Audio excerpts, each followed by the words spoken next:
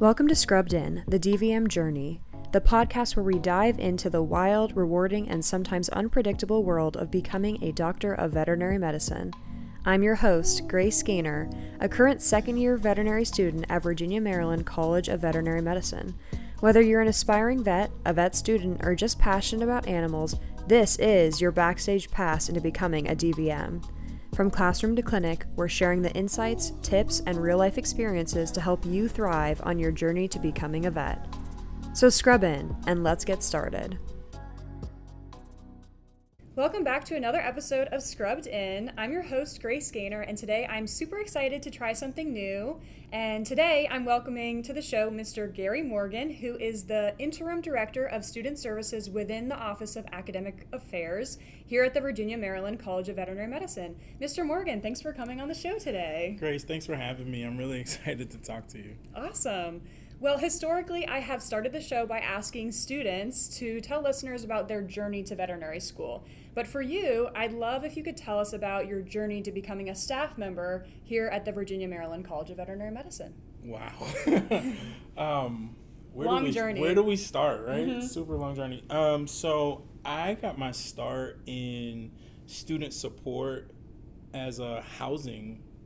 And so I was an RA at SUNY Cortland. Shout out to SUNY Cortland Red Dragons, and the only Red Dragons of New York. And so what I found there was that I really had this exciting connection to programming.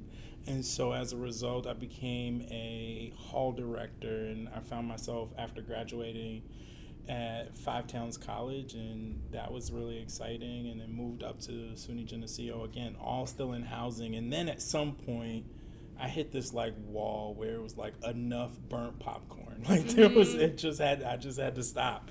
And one of the things that I knew that I really enjoyed was leadership and diversity, equity, and inclusion. And so those two areas kind of guided my career from there on out. And so got the opportunity to work at NC State and Auburn in kind of functional roles in DEI. And now here at Virginia, Maryland, I'm getting the opportunity to put those two things together.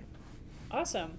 Well, I know you recently changed roles here at Virginia, Maryland. Can you explain to us a little bit more about your new role, what it entails, and what you're going to be doing on a day-to-day basis? Yeah, so I moved into, as you said, the interim director for student support or student services. And in that role, I'll be doing a lot of non-academic student support. And so looking at and helping students think about the ways in which they connect to their peers, so non-academic, the ways in which they get support from the university, and connecting them to all the things that they need to do for maintaining their student status, right? So vaccinations and things like that. And so connecting them in those ways. Yeah. I love that. Yeah. You're approaching this new role. Yeah. How do you plan to make us a more cohesive group, make us more community-based, more community-driven? Do you have any great ideas or any plans in your new role to seek that out? I think that's a great question, right? So this role, in this role, I have two things that I really am excited about. So one is a bridge program pre-first year, right? And so what I want to see is how do we get our students to be more prepared for what is, I think, a really challenging curriculum with regards to veterinary medicine, and how do we provide them the skills so we can see more success from all of our students, right? So that's one thing. And then the second thing is really thinking about the teamwork aspect of veterinary medicine, and specifically here at Virginia, Maryland, where you all are in pods. And so how do we get a level of cohesion there? And when we are in conflict, how do we navigate conflict well? And so those, I think, are the two things that I really want to see out of this role, and those are my two big goals. I absolutely love that. I am so excited to hear about a bridge program because I myself have been thinking a lot about how obviously difficult the transition is and how it's different for so many different people, right? We have non-traditional students who are coming from maybe a work experience back into veterinary school, or people who are going from undergrad straight into another 4 years of school, maybe feeling a little tired and maybe not really equipped. And even if you're in a a program that allows you and prepares you really well, this is still drinking out of a fire hose, right? Like, this is a lot of information, right? Like, that dealing with threats, I understand is a doozy, right? And so how do we prepare students to think about that and consider all their roles in preparing for that? Yeah, I absolutely love that. I think that's a great idea, and I'm just blown away by that idea, because I think that can really help. That's really going to help students. And I myself have thought about how can we bridge that gap. So I'm glad that you've taken the initiative into what's going to be, I'm sure, a gigantic project for you. Absolutely. But I'm sure that'll really benefit the students here. And to your second point and your second idea that you're pursuing, for anyone who doesn't know, the pods here, we work in groups of 3 or 4, and for the first year, it's for the entire year. Yep. And in second year, it's the first semester, and then a different group for the second part of the year. And we've been told that it's based, we take a little quiz, and they do it based on a quiz, based on our strengths and weaknesses, maybe. Yep. Do you know if that's something that they're going to continue going forward? I think so. I think the groups, for the most part, really work. Yeah, I think they really work, and I think the individuals, when they're allowed and allow themselves to leverage each other's strengths, I think it really works.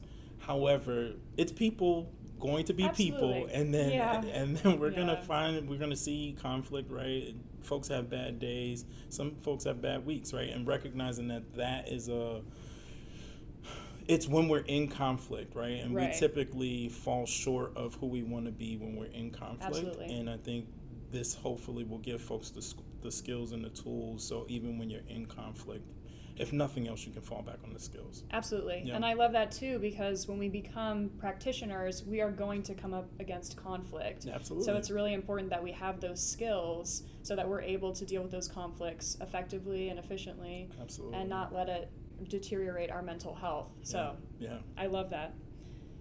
I guess my next question would be, in this new role, day to day, what are your activities? Who do you meet with?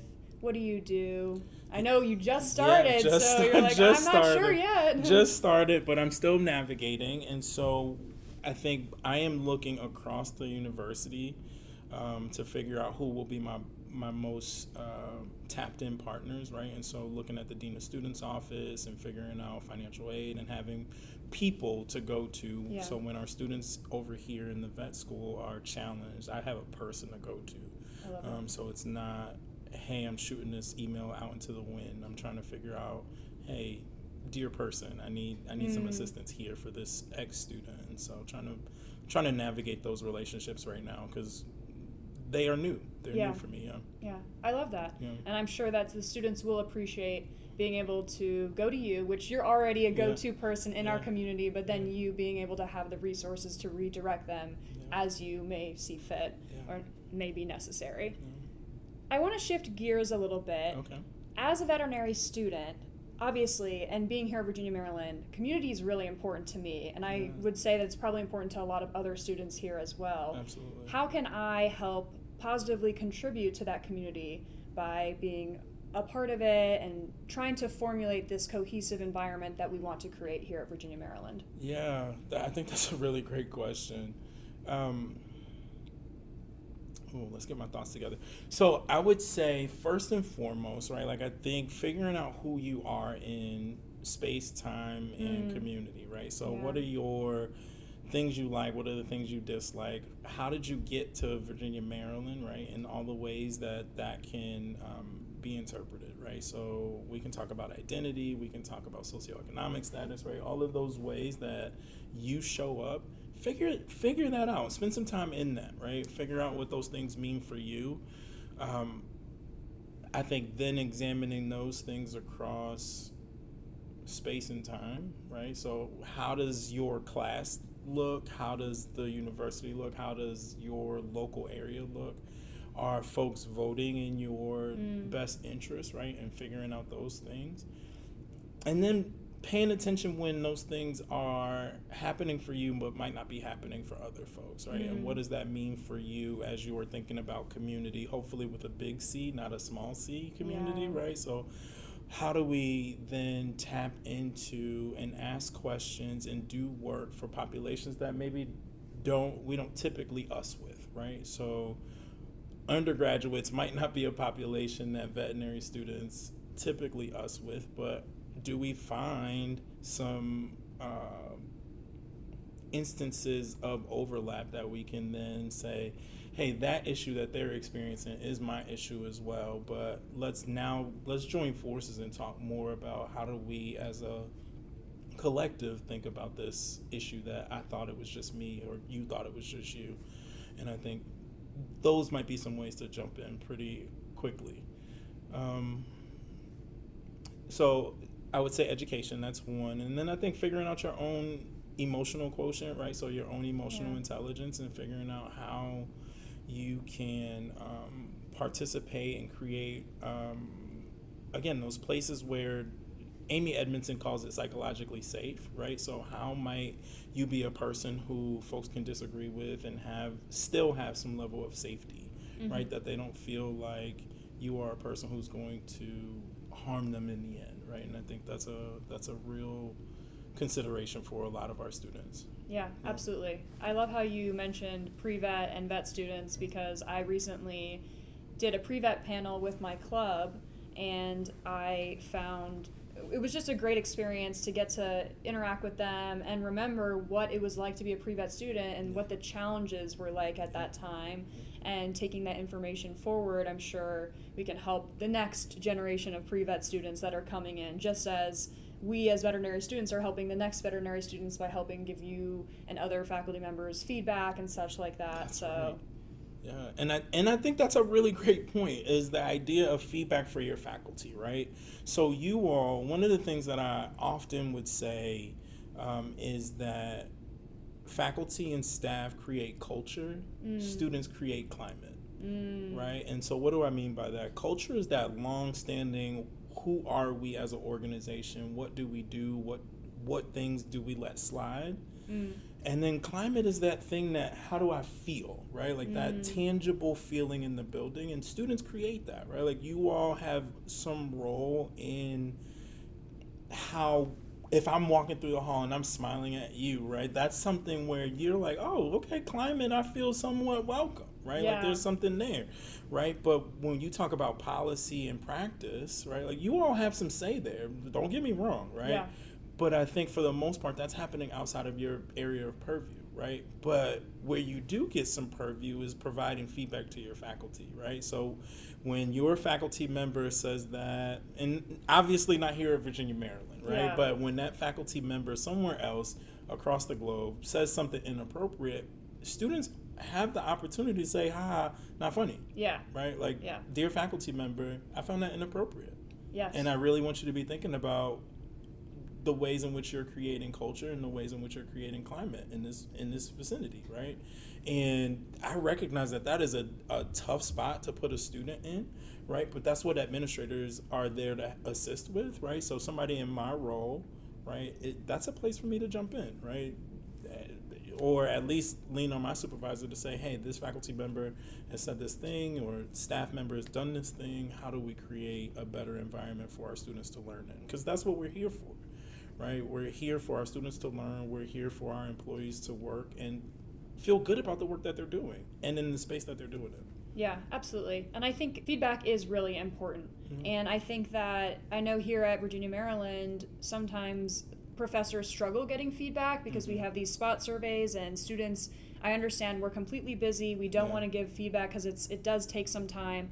But we have such committed faculty and staff members that are willing to listen to our feedback, which is an absolute privilege, and they take it seriously. And we should be giving them the opportunity to learn and grow, just as they give us the opportunity to learn and grow. So giving that feedback is really critical. So advice to anyone out there who's a veterinary student or a pre-vet student, when given the opportunity, please take the time to fill out those surveys. I know it takes time, and our time is valuable. Absolutely. But we want to make it so that they can learn and grow.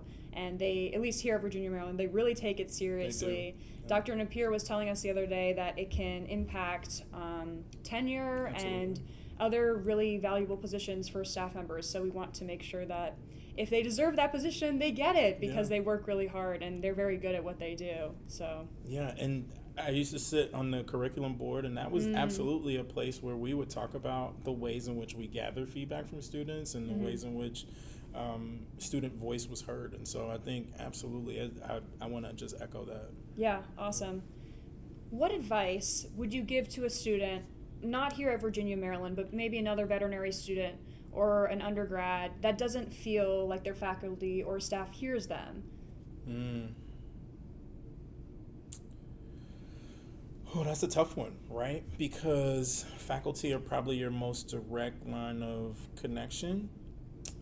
But if your faculty is not hearing you, I would document it, right? First and foremost, right? So put it in an email. So it's not just face-to-face conversation, it's now in an email. I would give some space for response, right? Because I think that's another thing. And I'm guilty, right? Like, if my lasagna is not hot in 30 seconds of the microwave, I'm mad, right? Yeah. And so I get this idea of like instant gratification, right? But that's not how people operate, right? And so I tell you, hey, this joke wasn't funny, but that might already be embedded, specifically when we talk about our faculty, right? So if this person's been in the game 30, 40 years, right? It might take some work, right? Yes. Like it might take some work. It might take some coaching to get out of that, right? And I think giving some space for that. But then, again, these faculty at times, our faculty, just like faculty other places, they have an administrator who is there to help them, right? Yeah. And so department heads are valuable resources.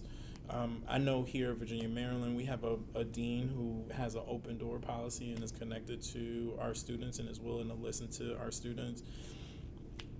And then we have a couple of mechanisms here at Virginia, Maryland that I think are useful. So every class has a president, and so ensuring that you talk to your president about and bring so that they can bring your concerns to the President's Council, but we also have our curriculum committee. And so again, curriculum is an opportunity for folks to do that. And then, as you mentioned, spot surveys and the other ways in which feedback can be delivered.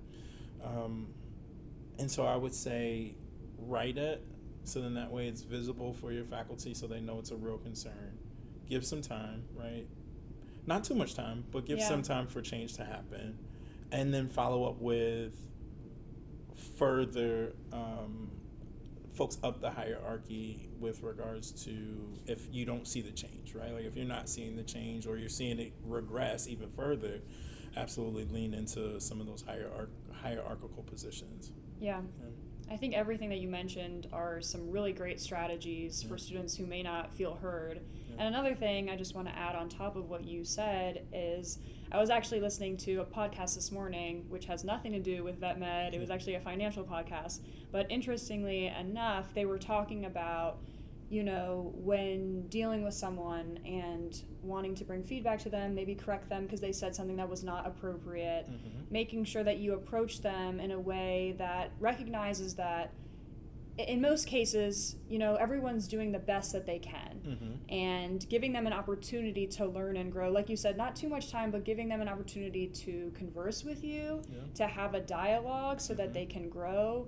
Because I do think that it is difficult, and tying it back into what we were talking about earlier with building a community, we want to build a community where it's okay to make mistakes, but we have the ability to approach each other in a constructive way. Absolutely. And allow each other to grow by giving that constructive feedback, but not coming at it where you're attacking someone and saying, oh, you're a bad person, right? No, you said something that was not appropriate, but I think you're a good person. I think you can grow from this. Yeah, and so we are trying to operationalize crucial conversations. So this is a skill set toolkit, if you will, for having those difficult dialogues, right? And so one of the tools in that is state your path, right? State your facts, right? And so one, you're starting with facts, right? So, dear Grace, you said X thing, right?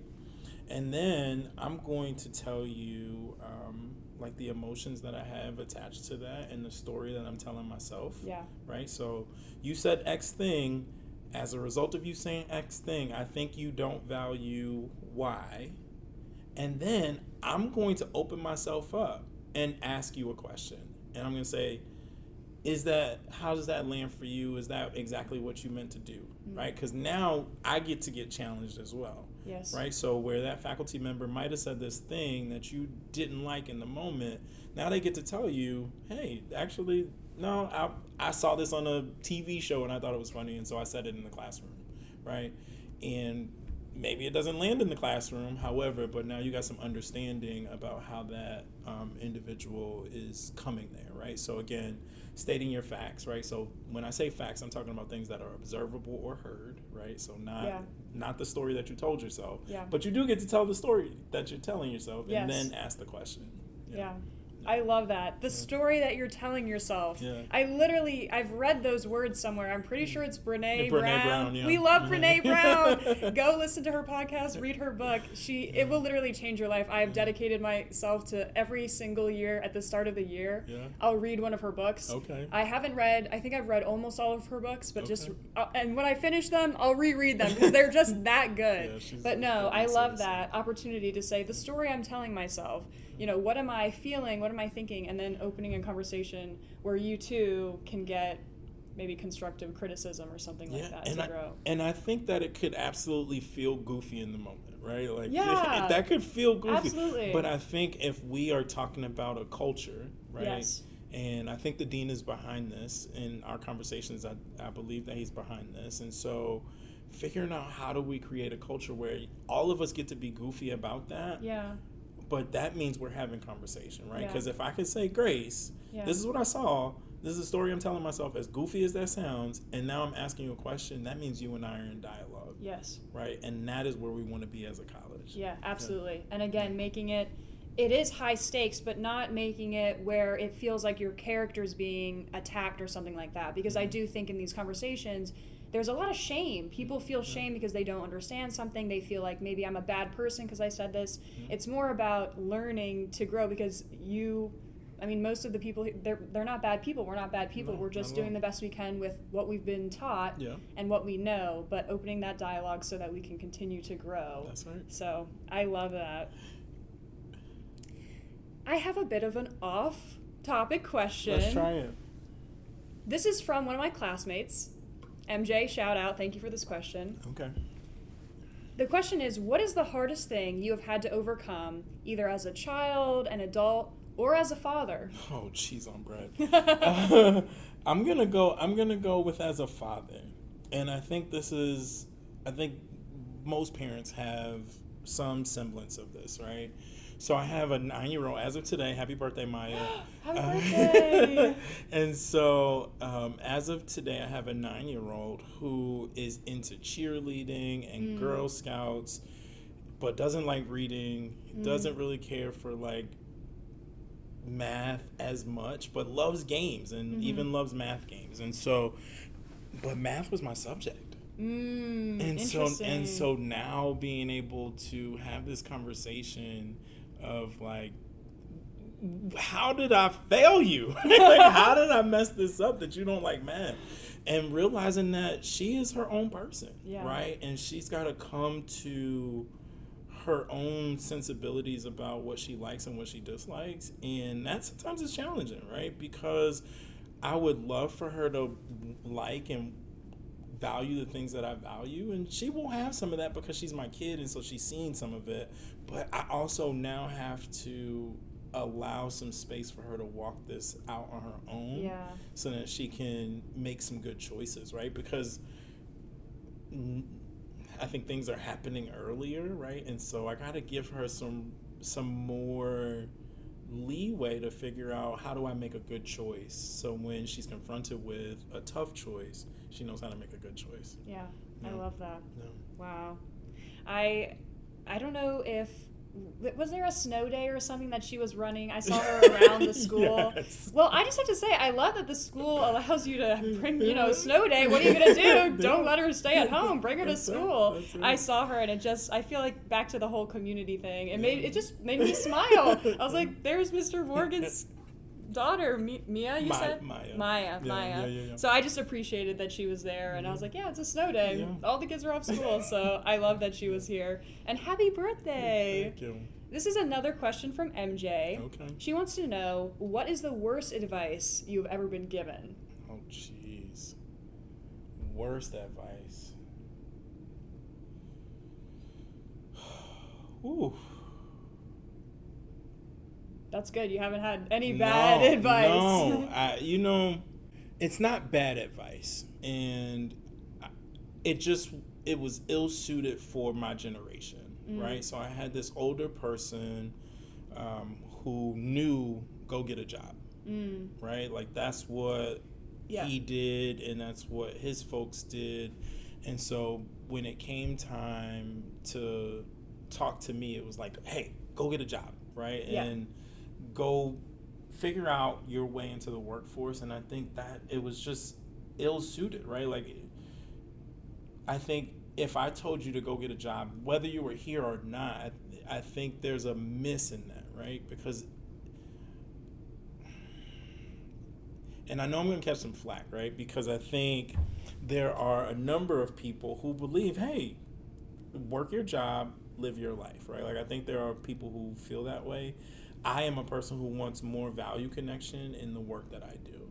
And as a result, I think if you don't spend time with yourself, you have the opportunity to go get a job, and then you wake up years later and not know if that's actually what you want to do. Yeah. And so shout out to our folks in corporate veterinary medicine, because they are helping people, specifically veterinarians, think through that. Yes. Right? Who went into practice and felt like small animal was the thing, and now they are like, I don't want to do that, and figuring out the ways in which they make pivots, right? I think what I would add to the get a job advice is to make yourself open to the weirdness of life, that you can make those pivots, right? So serve on that school board treasury position, because you never know if that's fundraising might be the thing that you want to do next. And so how do you add those connection points that you can just stay open and make sure that as things are of interest to you, you can make pivots, right?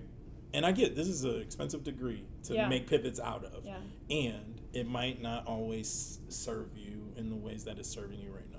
Yeah, I like that a lot. I listened to a different podcast recently, and she was saying how important it is to kind of demystify knowing what you want to do for the rest of your life. Saying, oh, people ask, what do you want to do with your life? Or when you're in college, they're like, what are you going to do when you graduate? And the question should really be, what do you want to do next? Because life is all about kind of figuring it out as you go. Especially in veterinary medicine, there's so many opportunities to pivot, and so we should be seeing those as opportunities and being open to that, like you said. I follow this parent podcast, and they talk about like not asking your kid that question, right? Because it sets up this I have to go be a lawyer thing, right? Instead, what kind of problems do you want to solve? What are the things that you are interested in? What are the things that if I gave you all the time in the world that you would just stay busy on this thing, right? And that will open up, I believe it will open up a world of opportunity that if we go after the job, we limit. Yeah, absolutely. And like you said, how value connection is super important for you in your job. And I feel like that's something we've kind of lost sight of these days. Everyone wants kind of like the big fancy job that looks good on Instagram. But reality is what we all want and crave and need is that job that's going to give us that fulfillment, that we're excited to get up in the morning and go and do that job. So yeah, I mean, at the end of the day, checks are nice, right? Checks we need to live. That's right. And I also value the folks who a job is a check and purpose is somewhere else, right? Sure. And so I think those folks exist, and I think there's some value in that. It just doesn't work for me, right? Like I could not find myself in a job that I don't see purpose and connection in. Yeah. It would definitely beat me up. Yeah. Yeah, it would beat me up. Excellent. Well, thank you again so much for coming on the podcast today. Where can people find you here at Virginia, Maryland? Yeah, so I'm now in the academic affairs suite, and so you can find me on the second floor. Come up and visit. come up and visit. I got a nice small office. It'll be nice for some communication and some time together. I'm a little disappointed you're no longer on the first floor because I feel like we saw you so often in the hallways, and you definitely bring that smile and joy to the community. So thank you so much for that. But excited to see where you go in this new role, and thank you for your time. Thank you. My name is Grace Gaynor, and I just interviewed Mr. Garry Morgan, and we are Scrubbing Out. That's a wrap for today's episode of Scrubbed In, the DVM Journey. Thanks for tuning in and being a part of our community of future vets and animal lovers. If you enjoyed today's episode, don't forget to subscribe, rate, and review. It helps others find the show and join the conversation. And if you have any questions or topics you'd love to hear about, feel free to leave us a comment. I'd love to hear from you. Until next time, keep scrubbing in, and remember, the journey to becoming a DVM is one step at a time.